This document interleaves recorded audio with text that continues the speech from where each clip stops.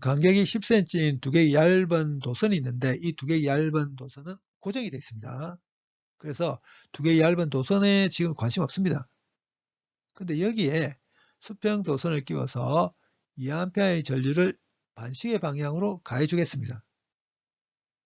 이럴 경우 수평 도선이 위쪽 방향으로 등속도 운동을 하게 하기 위해서 가해 줘야 할 균일한 자기장의 최소값 구해 보도록 하겠습니다.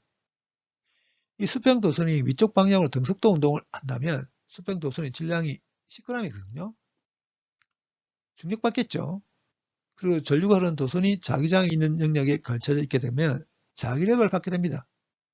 수평 도선이 등속도 운동을 하기 위해서는 이 자기력의 방향은 중력의 방향과 정반대 방향이어야 할 거고 자기력의 크기가 중력의 크기랑 같아야 할 겁니다. 전류 I가 흐르고 있는 길이가 L인 직선 도선이 균일한 자기장 내에 있을 경우 직선 도선에 작용하는 자기력을 수학적으로 이렇게 씁니다. 요 I는 전류, 그 다음에 요 L 벡터가 뭐냐면 직선 도선의 길이 벡터입니다. 요 길이 벡터의 방향이 전류 방향에 해당됩니다. 그리고 요 B는 알고 있는 것과 같이 자기장 벡터에 해당됩니다. 길이 벡터와 자기장 벡터의 요 벡터곱 읽을 때 어떻게 읽냐면 L 크로스 B 이렇게 읽습니다. A, B 두 개의 벡터가 있는데 A 크로스 B에서 나온 벡터를 C라는 벡터라고 했을 경우 요 C라는 벡터의 크기가 A, B 산시대에 해당됩니다. 요 A가 L라는 벡터의 크기, 요 B가 B라는 벡터의 크기고 요 C다가 뭐냐면 A, B 두 개의 벡터의 시작점을 같게 놨을 때 그 사이 각입니다. 이거와 유사하게 L 크로스 B에서 나온 벡터의 크기를 LB 산시따로 쓸 수 있습니다. 그리고 전류 스칼라형이죠. 그렇기 때문에 자기력의 크기는 LB 산시따에다가 I 바로 곱해버리면 됩니다. 요 L이 직선 도선의 길입니다. 지금 문제 상황에서는 10cm죠. 그 다음에 B는 자기장의 크기, 그 다음에 C따는 전류와 자기장 사이 각입니다. 수평 도선이 등속도 운동을 하기 위해서는 자기력의 크기가 중력의 크기랑 같아야 되죠. 근데 수평 도선의 질량이 10g으로 고정되어 있습니다. 그 말은 중력이 상수라는 뜻이죠. 그 다음에 수평 도선에 흐르는 전류 고정시켜 버리겠습니다. 수평 도선의 길이 고정시켜 버리겠습니다. 자기장과 요 각만 조절 가능하다고 하겠습니다. 그런데 중력의 크기 상수고 I와 L도 상수. 그렇다면 B에다가 4nC를 곱함과 상수가 돼야 되죠.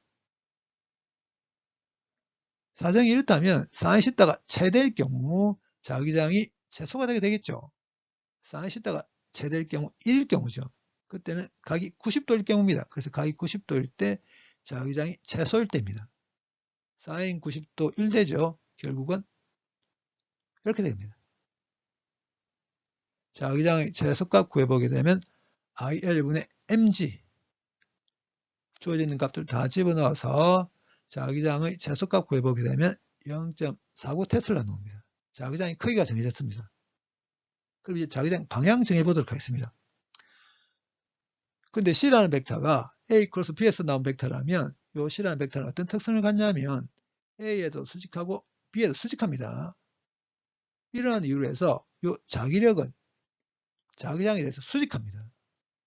근데 알고 있는 게 뭐냐면 전류와 자기장 사이 각이 90도인 건 알고 있습니다. 근데 좀 전에 이야기했듯이 자기장은 자기력에 수직합니다. 그렇기 때문에 자기장의 방향이 자기력 방향이거나 자기력과 정반대 방향일 수는 없습니다.